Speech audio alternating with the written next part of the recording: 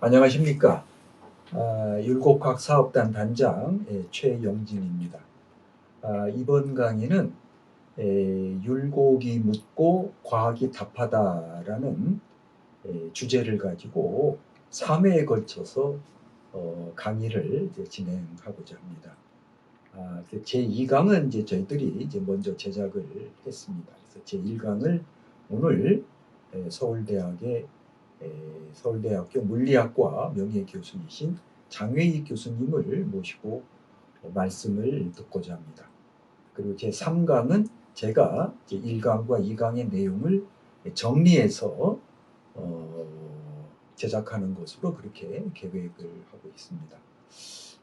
장외익 교수님은 워낙 유명한 분이시니까 제가 자세한 말씀은 드리지 않도록 하겠습니다.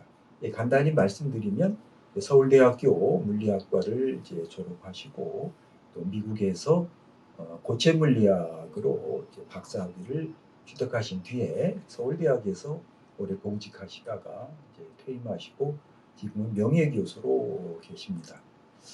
이미 너무나 잘 알려져 있습니다만 장 교수님은 온생명이라고 하는 새로운 개념을 창출하셔서 물리학, 화학, 생물학 등 현대 자연과학의 성과는 물론이고 유학사상 또 불교사상까지 섭렵하시면서 어떤 새로운 패러다임을 창출하시고 지금도 끊임없이 연구하고 계십니다. 저는 아주 오래전에 선생님이 쓰신 이 책, 선생님이 누구신지도 모르고 종로서적에 갔다가 이 책이 재밌어서 읽어보고 제가 굉장히 큰 감동을 받았어요. 그때 선생님이 이제 우주생명, 글로벌 라이프라고 하는 그 개념을 쓰시면서 어떻게 이렇게 우리가 공부하는 이 동아시아적 사유와 이렇게 접목이 될 수 있을까?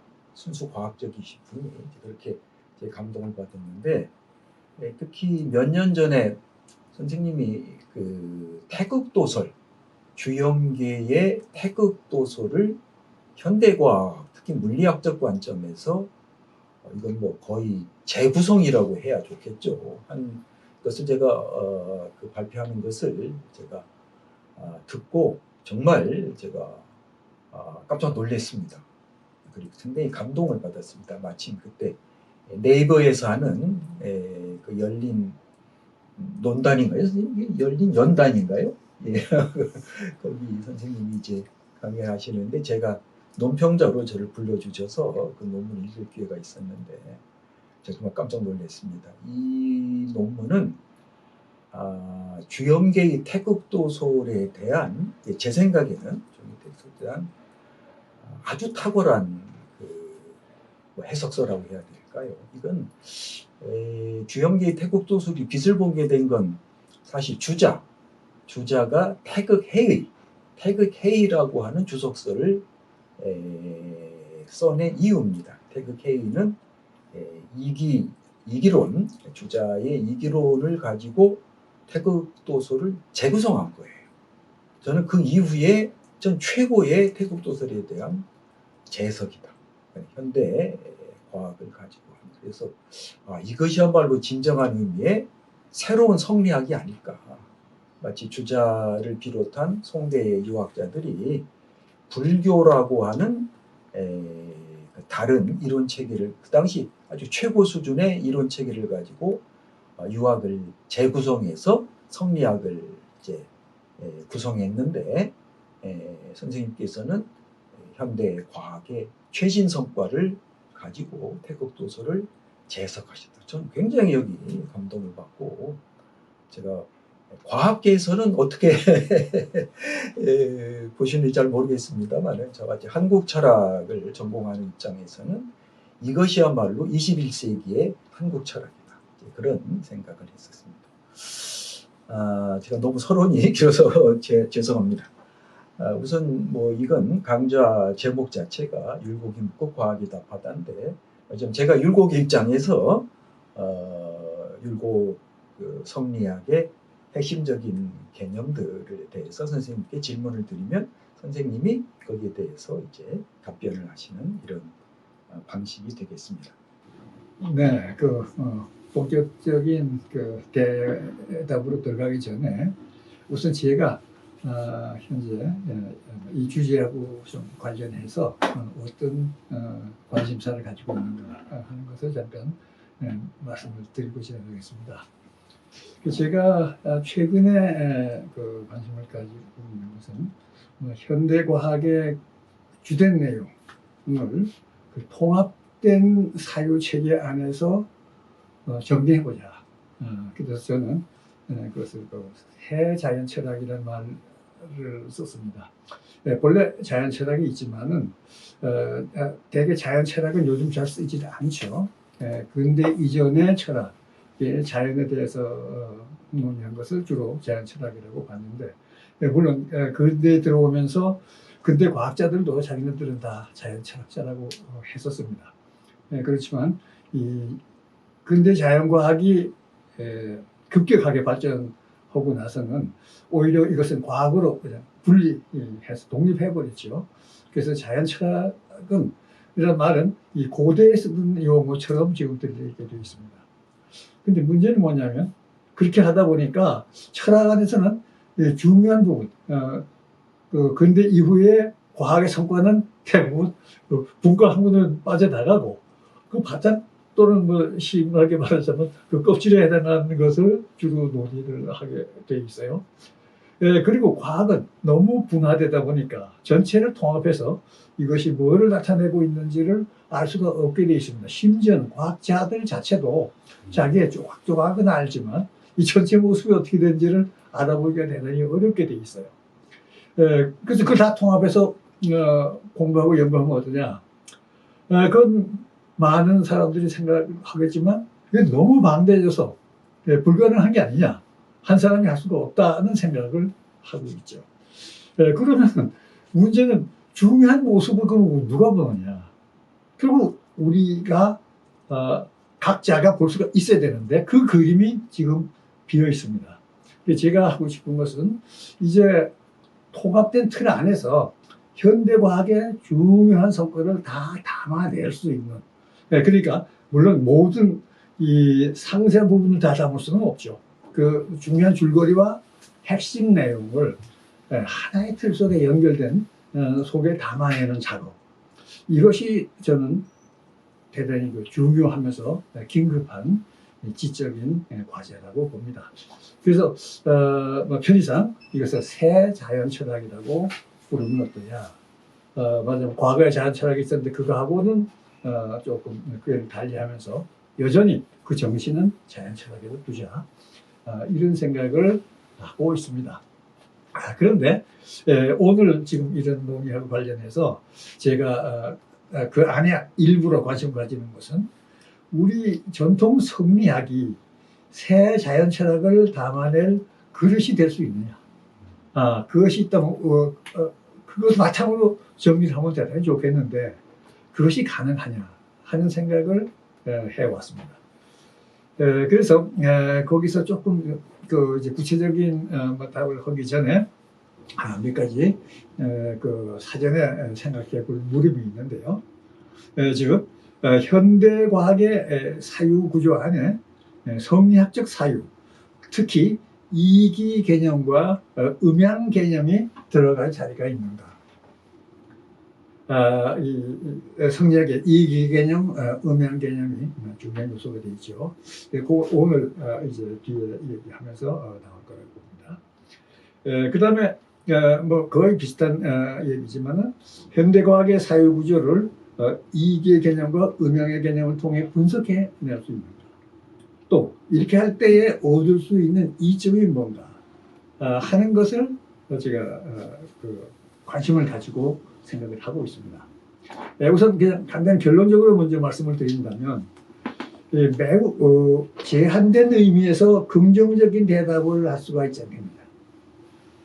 그 제한된 의미라고 하는 것은 이 성리학의 주된 개념의 폭을 좀 훨씬 좁히고 그 내용의 의미를 구체화시켜 가지고 적용을 하면 좋겠다.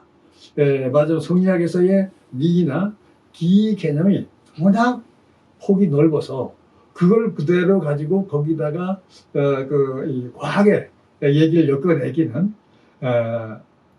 현실적으로 너무 어렵기 때문에 적어도 이러한 측면을 우리가 현대적인 의미에서의 리라고 하고 이것을 기라고 한다면 어느 정도 맞을 수도 있지 않겠느냐.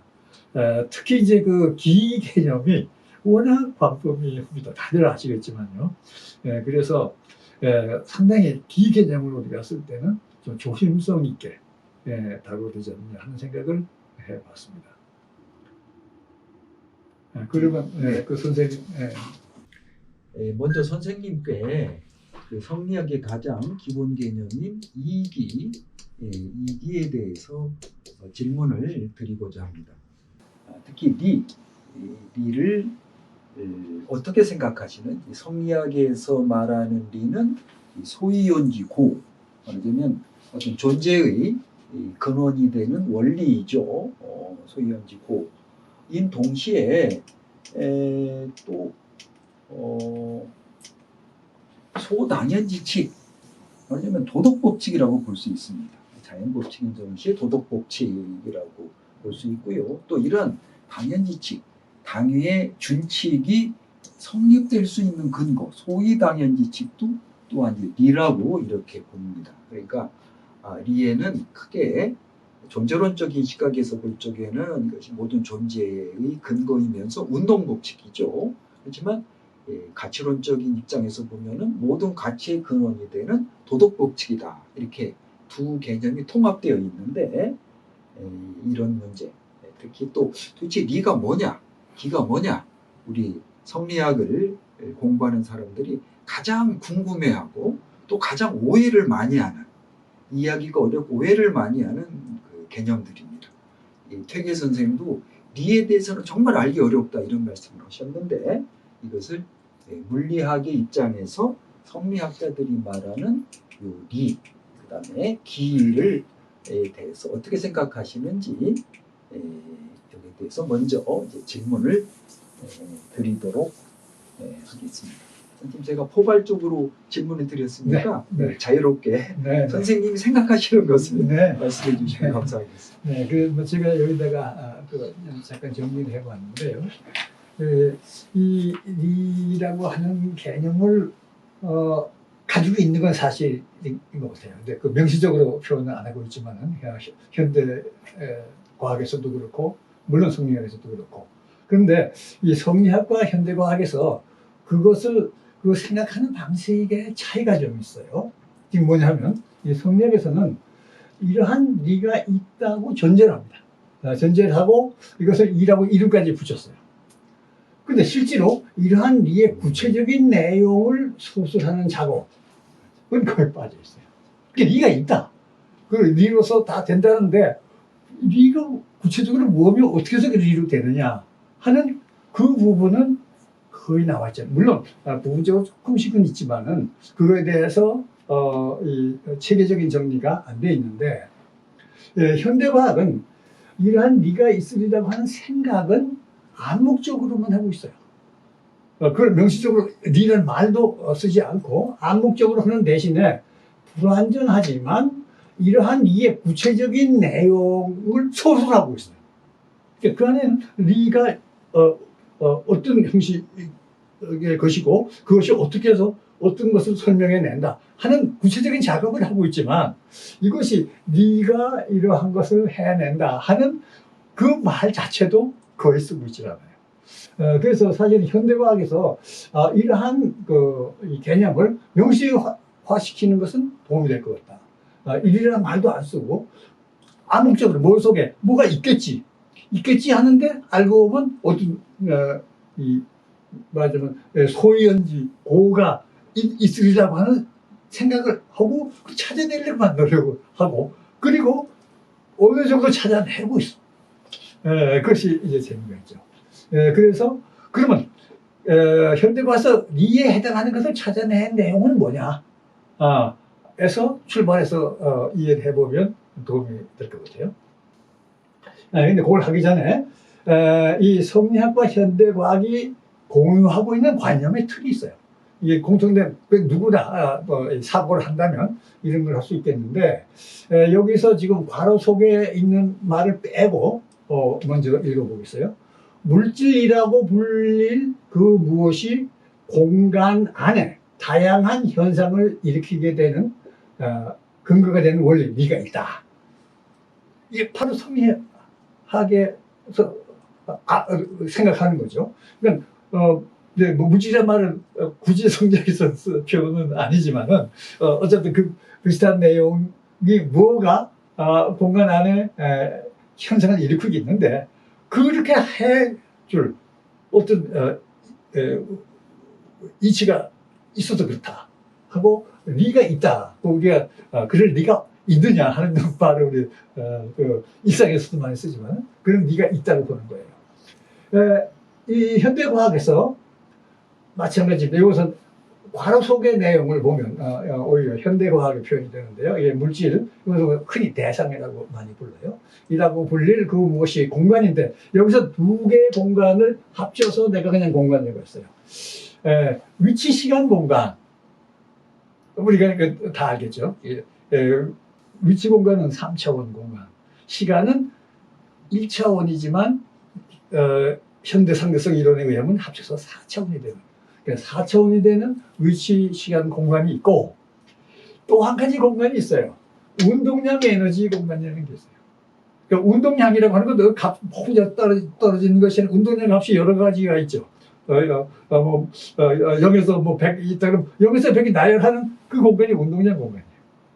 에너지도 마찬가지죠. 에너지의 값이 이렇게 나열되니까 그래서 운동량 에너지도 하나의 공간을 형성해요. 그래서 운동량 에너지와 위치 공간 안에 나타나는 그것을 점유하는 다양한 현상, 그걸 우리가 사건이라고 부르는데 특히 이제 현대 양자과학에서는 이것을 일으키는 근거가 있다 하고 보는 거예요. 그래서 여기서 우리가 그냥 일상적인 언어로 이 괄호 밖에 있는 걸로 그냥 하면 그것을 더 구체화하면 지금 괄호 속에 있는 것이 현대 과학이 현재 얘기하고 있는 것. 이래서 이 관념의 틀은 공유하다. 이렇게 얘기해도 상관이 없을 것 같아요. 그래서 그걸 조금 더 정리하면 지금 공간과 물질이라고 했는데 이 맞아 현대 과학이 상징하고 있는 이라고 하는 것은 우선 공간이라고 하는 것은 이러이러한 특성을 가지고 있는 건데 뭐냐면 4차원 위치, 시간, 공간이 있고 조금 전에 얘기했죠. 이거에 대대되는 4차원 운동의 에너지 공간이 있다. 여기 지금 제가 대대라는 표현을 썼어요. 아마 뭐 동양 철학을 하시는 분은 다 아시겠지만 이게 음양을 나누는 기준, 음과 양의 관계를 대대 관계라고 그랬죠. 그런데 놀랍게도 여기 지금 두 가지 공간, 4차원 위치 에너지 공간과 4차원 운동의 에너지 공간이 따로 떨어져 있는 게 아니야. 밀접하게 연결이 되어 있어요. 어떻게 연결되어 있냐? 이것은 가장 좋은 표현이 대대 관계로 연결됩니다. 저는 보고 있어요. 그래서 이제 앞으로 이 안에 담길 내용을 이제 위치 공간이냐 운동량 에너지 공간이냐에 따라서 음이냐 양이냐로 구분하는 것도 의미가 있다고 좀 보고 있어요. 그리고 그럼 기라고 하면 뭐냐? 이러한 공간 안에 담길 내용, 이것이 바로 기에 해당한다. 그리고 음기 양기라는 말을 지금 공간 쪽, 위치 공간 쪽에 들어가는 것은 음기라고 한다면 운동량 에너지 공간에 들어가는 쪽이 양기에 해당하지 않느냐. 이건 제 지금 가설인데 그렇게 본다면 뭔가 좀 좀 깊은 차원의 연결이 있는 걸로 생각해요. 여기다 기를 여기다 쓴 이유는 이거에 해당하는 기는 뭐냐 해서 괄호 속에 넣었다는 뜻이에요.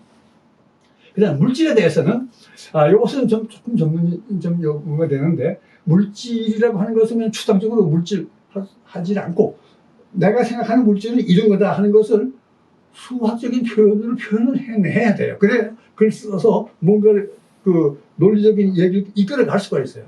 그래서 이 물질의 존재 양상, 그리고 상호작용, 서로 상호작용도 하고 이것이 어떤 식으로 존재하느냐 하는 것을 포괄적으로 나타내는 어떤 물리량을 좋아하는데, 그것을 라그란지안이라고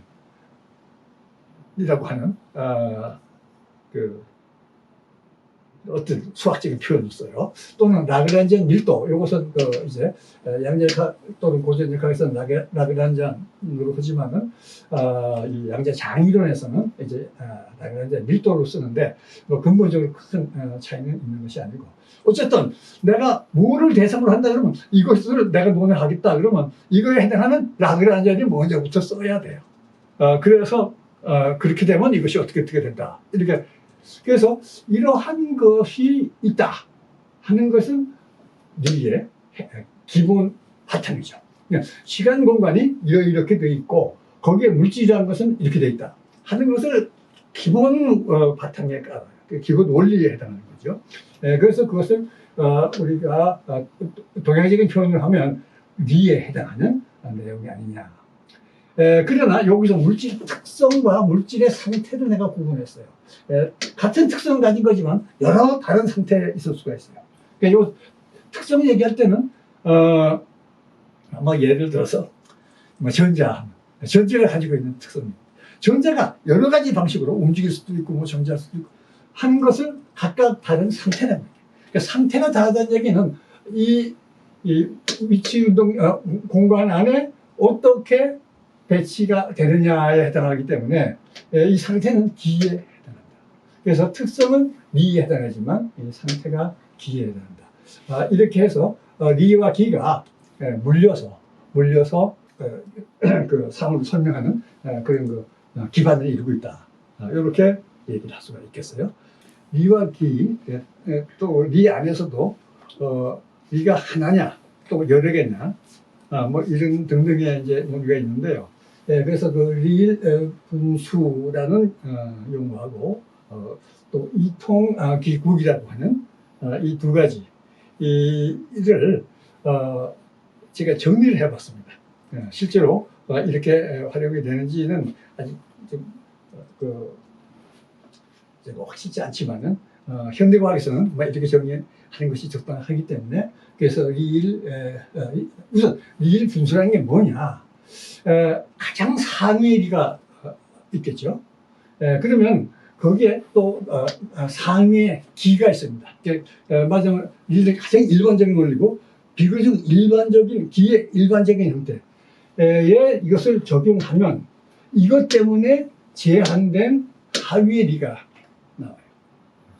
이거 과학에서도 그렇습니다. 그래서 가장 일반적인 것은 워낙 일반적인 어디나 다 연결되는데 그걸 구체적으로 거기에 대해서 뭐가 되느냐 하는 건 거기에 기에 어떤 기에 적용이 되느냐에 따라서 달라진다 이거죠. 그래서 어떤 기를 여기다 넣으면 이렇게 돼요. 그래서 이것이 기국이라고 하는 거는 이것 때문에 이것을 이렇게 특수화시켰다 이거죠. 그래서 이게 나오면 이것도 또 하나의 리가 돼요. 그래서 이건 같은 리죠. 이거하고 이거 통하는데 이런 과정을 거쳐서 약간 특수화된 리인데 그런 의미에서 이 통이죠. 근데 이거보다 더 구체적인 기에 이것을 적용하면 그러면은 더욱 대상의 구체적인 모습이 나온다. 이렇게 해서 그 이일분수하고 이통기구, 이일분수는 이것이 하나였는데 더 낮은 게 되고 또 가면 이게 사실 한 단계만 했지만 여러 단계 내려갈 수가 있어요. 그럼 이거보다 더 구체화된 것이 또 나오고 해서 최종적으로는 이제 구체적인 대상이 어떻다 이렇게 연결돼요. 그래서 그 여건이라고 하는 것은 기인데 이것이 구체화됨에 따라서 대상 규정이 구체화된다 하는 것을 기국이라고 해석할 수 있지 않냐.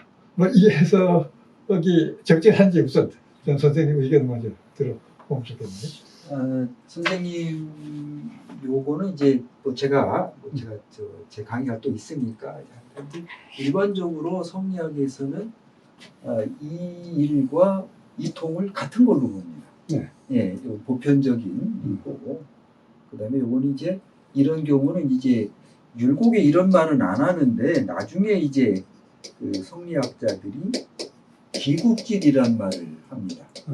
기에 국한된 기라고 해서 율곡은 이 말 안 했어요. 후대 학자들이 이제 이렇게 선생님 말씀대로 요 기국의 내용이 달라짐에 따라서 무수히 많은 기국지리가 만들어지고 또 분수지리 그것이 분수가 분수된 그래서 리를 이일의 리와 분수의 리 분수지리라는 말이에요. 이일의 리가 있고 분수지리가 있다. 그러면 이일의 리는 이 통의 리고 분수지리는 기국지리다. 그렇게 얘기를 합니다. 근데 뭐 선생님 뭐 이렇게 보셔도 뭐 큰 무리는 이제 없지 않을까 싶습니다. 네, 이렇게 지금 보는 이유는 그 다음에 바로 있습니다. 바로 현대 과학의 구조가 아까 얘기한 물질의 특성 가장 기본적인 리죠. 그 다음에 이 공간 내에 물질 어떻게 되어야 되냐는 그 여건, 그 일반 여건에 적용하면은 물질의 가능한 상태라고 하는 것을 도출해내요. 그러니까 맞아 하위의 리가 나오는 거죠. 이것을 다시 또 이 공간 내에 더 구체적인 여건에 적용을 하면은 물질의 현실적인 상태, 대상의 기에 해당하는 이것이 나오거든요.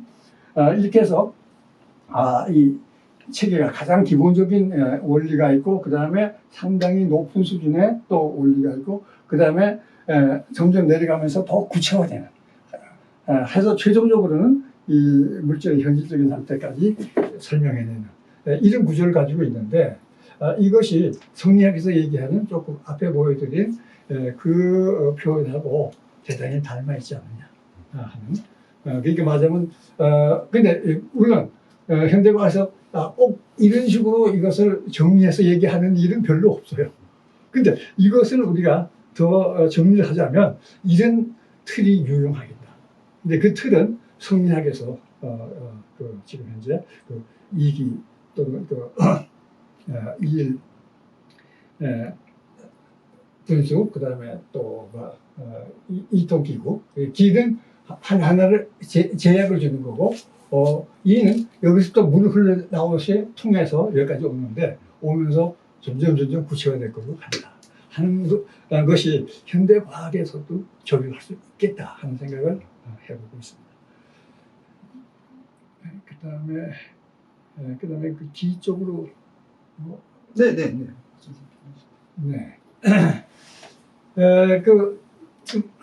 선생님은 기는 사물을 구성하는 질료와 에너지라고 보는데 적절하게 되냐는 그 물음을 주셨는데요. 상당히 가깝다고 봐요.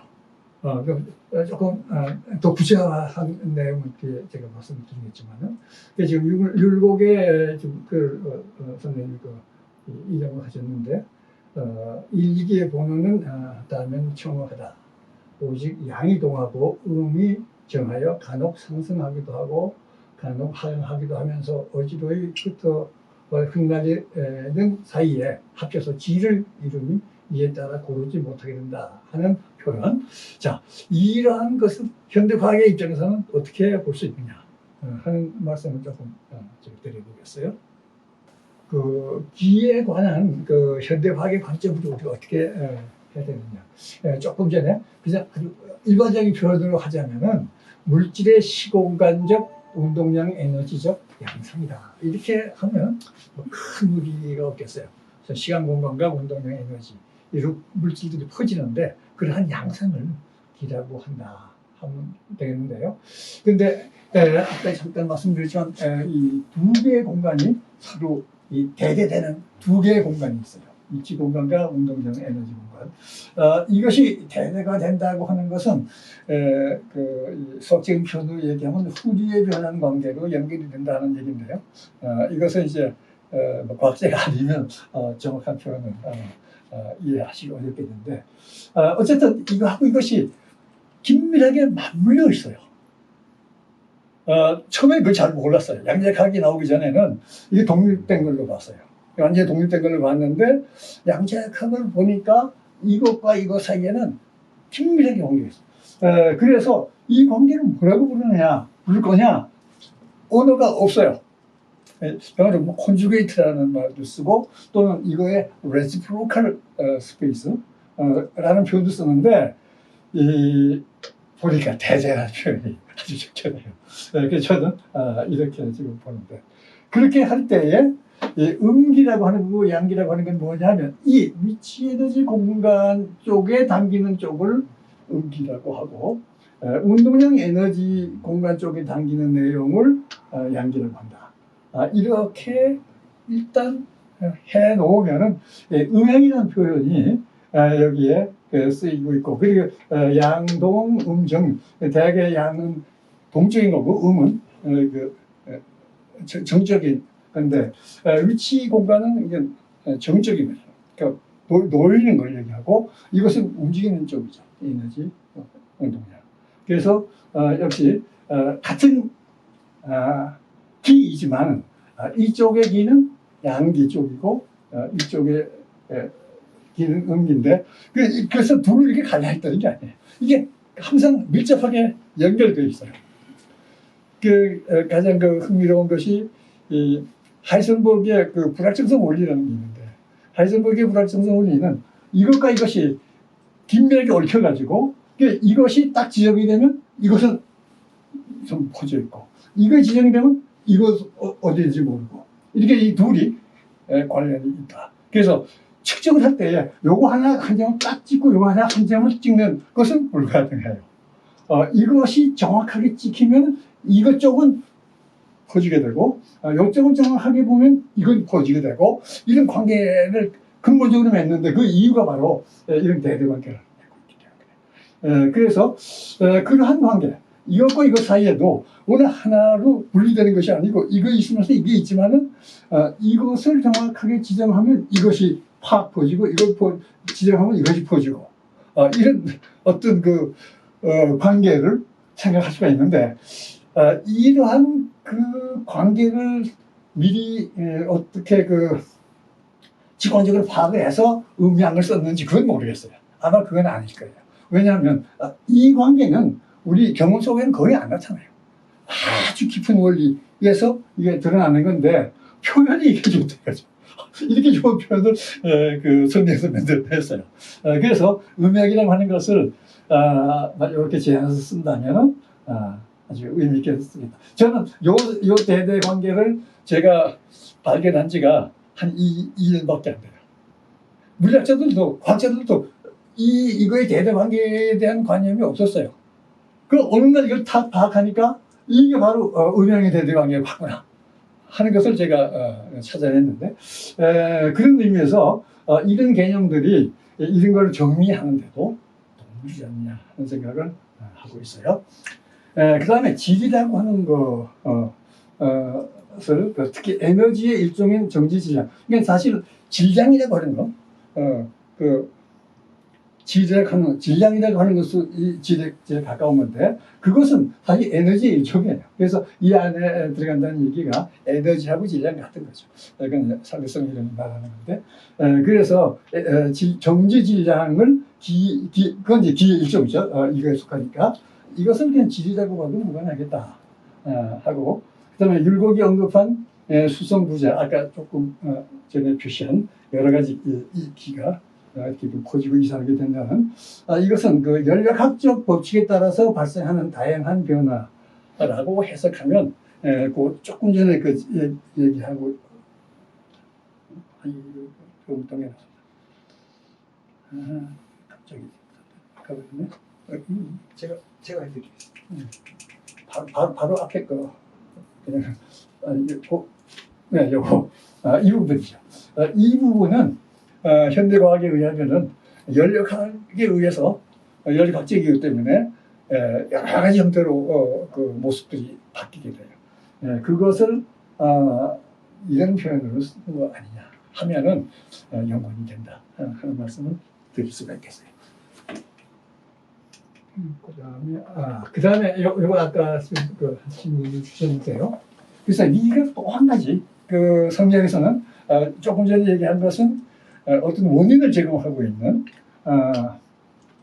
소위원에 해당하는 것을 묻는데 소당연 당에 해당하는 것도 이라고 성리학이 보고 있고, 사실 이걸 대단히 중시하고 있죠, 성리학에서는. 근데 이게 현대과학에서 말이 되느냐? 이거는 참 어려운 문제인데, 주자의 말씀이 이거죠. 주자 말씀에, 천지가 만물을 낳으면 원래 따뜻하고 조화로우니, 이것이 바로 인이다. 그러므로 인간과 사람을, 인물이 그것을 얻어서 자유롭고 측은하고, 놀라 슬퍼하는 마음이 없을 수 없다. 하고 이제, 말하자면 자연계 속하는 인간뿐 아니라 다른 생명체들도 이러한 것을 가질 수밖에 없다고 하는, 그래서 이것을 하나의 리로 봐서 당연지 친다고 얘기하고 있는데, 이것에 대해서 무슨 말을 할 수 있느냐. 그거를 제 의견을 조금 보면요. 지금 그죠? 천지가 만물을 낳으면 원래 따뜻하고 조화롭다는 명제는 현대과학에서 성립할 수 없습니다. 천지가 만물에 변하고 있는 것이, 이것이 따뜻하고 조화롭다는 표현은 원천적으로 쓸 수가 없어요. 하지만 진화 과정에서 따뜻하고 조화로워하는 심성은 생태계 생존을 위해서 유익한 기능을 하기에 이를 생태의 준축으로 삼을 수는 있겠다 하는 생각을 해요. 그러니까 물리적인 세계에서 저는 이제 그걸 1차 질서라고 부르는데, 1차 질서에서는 이게 따뜻하다, 어떻다, 심지어 조화롭다, 아니다 하는 표현까지도 있을 수가 없어요.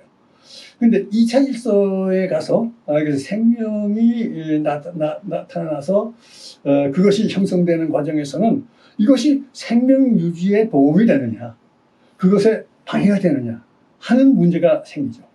그래서 생명 유지에 도움이 되는 쪽에 어떤 것은, 이것은 뭐 따뜻하다, 조화롭다, 뭐 또 선하다 하는 쪽으로 가고, 그것을 역행한 생명을 파괴시키는 쪽에 어떤 상황은 그 반대로 보죠. 그래서 적어도 생태계 생존이라는 기준으로 볼 때는 여기에서 이렇게 하면 이것은 조화롭고 이것은 생명의 유지 발전에 도움이 되고, 아닌 것은 그렇지 않다. 한 두 가지를 나눌 수가 있고, 그럴 때에 이쪽이 우리가 따라야 될 어떤 준칙이다 한다면 의미가 있다 이거죠. 그래서 다시 말하면 우리가 그 생명 현상, 생태 현상 속에서 그것이 기본적으로 갖춰야 될 생리의 기본이 뭐냐, 그거에 맞도록 되는 어떤 행위 등등은 이것은 말하자면 선한 것 또는 순조로운 것, 조화로운 것으로 하고, 그렇지 않은 것은 또 그 반대로 나눌 수가 있는데, 그래서 이 생태계 이후에 말하자면 그 진화 과정 속에서 나타난 그 속에서는 이런 의미의 어떤 준칙을 얻을 수가 있다.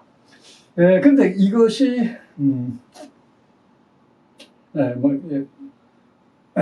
이것이 직접 처음에 그 리에서부터 논리적으로 도출되는 거냐? 그거는 안 돼요. 그것은 물론 이 생태계가 진화해 나가는 그 과정도 다 하나하나의 그 바탕에는 이 물리적인 법칙이 작용하고 있지만, 근데 그것은 항상 어떤 우연에 의해서 더 조화로운 것으로 가기도 하고 그렇지 않은 걸로 가기도 하고 하는 2차 질서라고 제가 부르는 쪽에 의해서 형성된 거기 때문에, 그 2차 질서의 내용을 1차 질서의 원리에서 또 직접 도출할 수는 없어요. 그런 의미에서 일에 직접 연결돼서 연역될 수는 없지만, 그러나 그러한 현상을 놓고 거기서부터 다시 유익하냐 안 하냐를 살필 수는 있다. 그래서 그 둘째의 의미를 가지는 그것을 여전히 리라고 본다면 그것은 소당연지 측이 될 수가 있다 하는 말씀을 드리고 싶어요. 티끌로부터 천지에 이르기까지 전 존재는 인이라고 하는 도덕성으로 충만해 있다는 것은 이제 단순한 은유를 넘어 생태적 과정의 소산이라고 볼 수가 있겠다 하고 저는 해석을 하고 싶어요.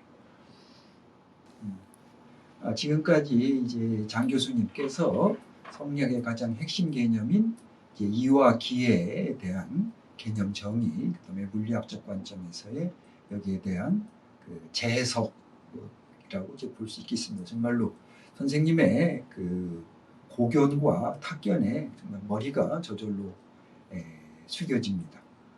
일단 이기론 강의를 가지고 일단 강의를 한번 정리하고 그다음에 좀 쉬었다가 이제 그 다음 강의로 넘어가도록 하겠습니다.